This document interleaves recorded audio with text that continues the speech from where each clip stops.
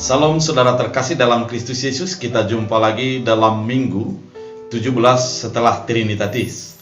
Sebelum kita mendengarkan firman Tuhan, kita bersatu dalam doa.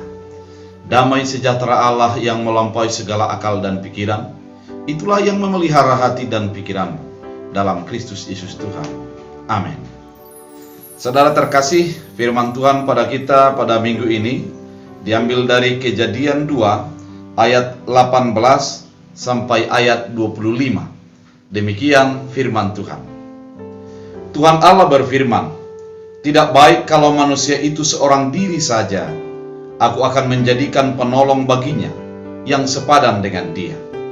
Lalu Tuhan Allah membentuk dari tanah segala binatang hutan dan segala burung di udara, di bawahnya semuanya kepada manusia itu untuk melihat bagaimana ia menamainya. Dan seperti nama yang diberikan manusia kepada tiap-tiap makhluk yang hidup, demikianlah nanti nama makhluk itu. Manusia itu memberi nama kepada segala ternak, kepada burung-burung di udara, dan kepada segala binatang hutan. Tapi baginya sendiri ia tidak menjumpai penolong yang sepadan dengan dia. Lalu Tuhan Allah membuat manusia itu tertidur nyenyak. Ketika tidur, Tuhan mengambil salah satu rusuk daripadanya, lalu menutup tempat itu dengan daging. Dan dari rusuk yang diambil Tuhan Allah dari manusia itu, dibangunnyalah seorang perempuan, lalu dibawanya kepada manusia itu. Lalu berkata manusia itu, "Inilah dia tulang dari tulangku dan daging dari dagingku. Ia akan dinamai perempuan, sebab ia diambil dari laki-laki. Sebab itu seorang laki-laki akan meninggalkan ayah dan ibunya dan bersatu dengan istrinya, sehingga keduanya menjadi satu daging. Mereka keduanya telanjang, manusia dan istrinya itu, tetapi mereka tidak merasa malu." Demikian firman Tuhan. Saudara terkasih dalam Kristus Yesus, firman Tuhan hari ini di bawah tema setara di hadapan Tuhan. Setara di hadapan Tuhan. Kita melihat bagaimana di dalam Perjanjian Lama, secara khusus dalam Kejadian 2 tentang penciptaan manusia. Pada ayat 18 pasal 2 dikatakan, Tuhan Allah berfirman. Artinya, sebuah opini atau pendapat ini dimulai daripada firman Allah, bukan merupakan keluhan ataupun sebuah yang menjadi keinginan terdalam daripada manusia itu, namun sebuah firman Allah. Allah mengatakan, Allah berfirman, tidak baik kalau manusia itu seorang diri saja. Menurut penilaian dan penglihatan Allah, tidak baik kalau manusia seorang diri saja. Kenapa tidak baik? Karena Allah melihat memang itu tidak baik. Setelah demikian, apa yang dilakukan oleh Allah? Kemudian, aku akan menjadikan seorang penolong baginya yang sepadan dengan dia. Kata penolong diambil dari kata ezer.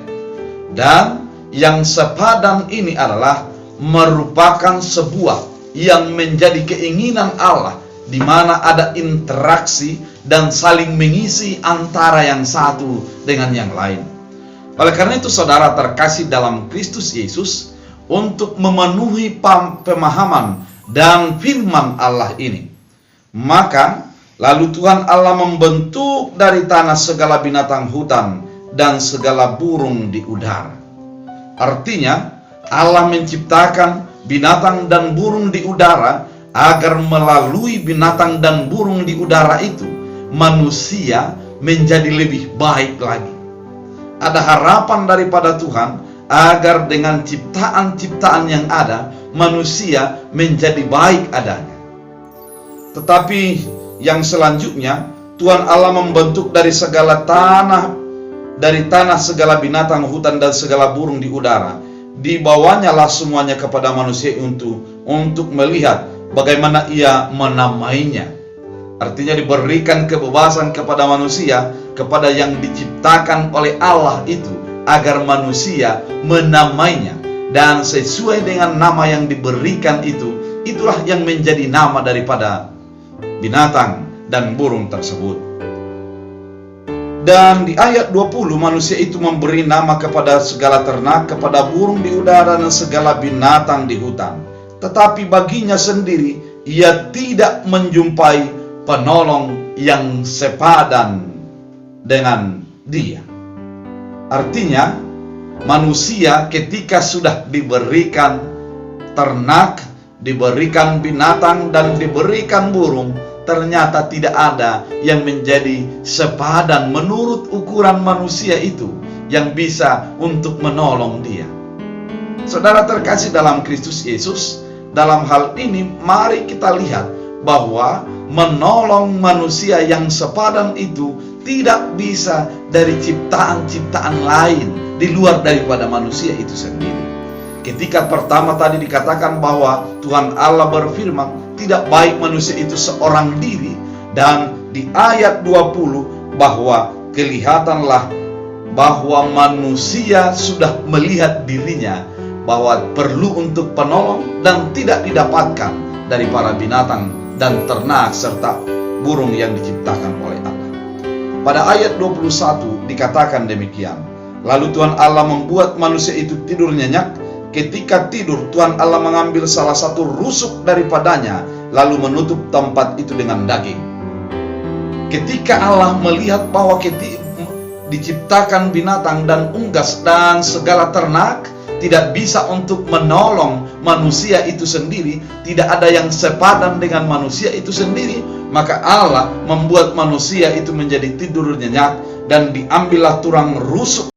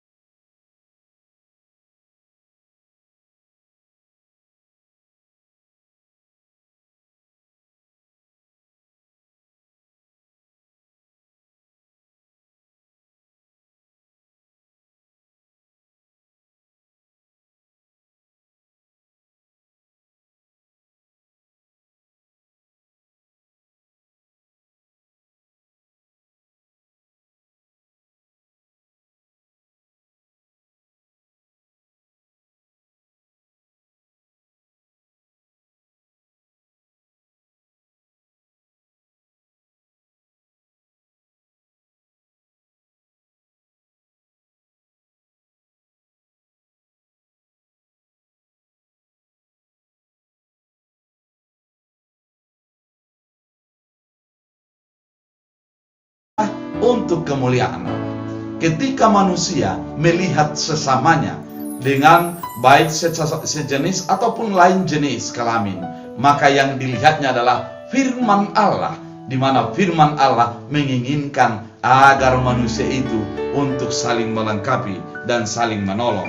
Di dalam ayat 18 sangat jelas dikatakan, aku akan menjadikan penolong baginya yang sepadan dengan dia, yang sepadan, yang menjadi bagian daripada dirinya, yang memahami dirinya dengan benar dan menjadi solusi terhadap sesamanya. Saudara terkasih dalam Kristus Yesus, banyak manusia saat ini tergoda untuk menjadi lebih tinggi daripada orang lain. Banyak manusia untuk menjadi tergoda, melebihkan kelebihannya adalah untuk merendahkan orang lain.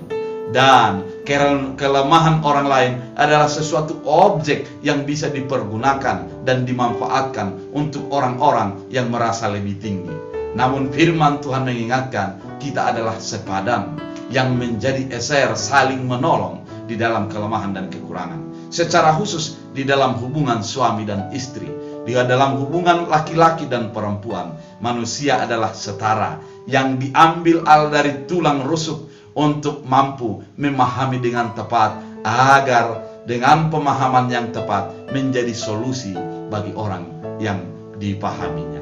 Saudara terkasih dalam Kristus Yesus, mari hidup di dalam kesetaraan. Mari hidup melihat orang lain adalah sebagai penolong bagi kita, dan kita sebagai penolong bagi orang lain.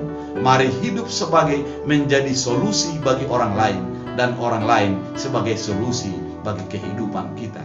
Perbedaan gender, perbedaan jenis kelamin, perbedaan yang lain bukan merupakan sesuatu tantangan ataupun halangan, karena kita diciptakan Allah menjadi sepadan dan untuk menjadi menolong. Oleh karena itu, mari hidup di dalam kesetaraan di hadapan Allah. Tuhan Yesus memberkati kita bersatu di dalam doa. Terima kasih Tuhan atas firman-Mu mengingatkan kami. Di dalam firman Tuhan pada saat ini, kami diingatkan bahwa kami setara. Janganlah Tuhan dengan ketergodaan kami untuk menjadi lebih hebat dan lebih besar daripada orang lain, terutama kepada yang berlainan jenis kelamin dengan kami. Kami menjadi meninggikan hati, padahal kehadiran mereka adalah sebagai eser, penolong yang memberikan keselamatan bagi kehidupan. Jadikan kami menghidupi firman-Mu dan mengiakannya dalam kehidupan kami. Dalam Kristus Yesus. Amin. Tuhan Yesus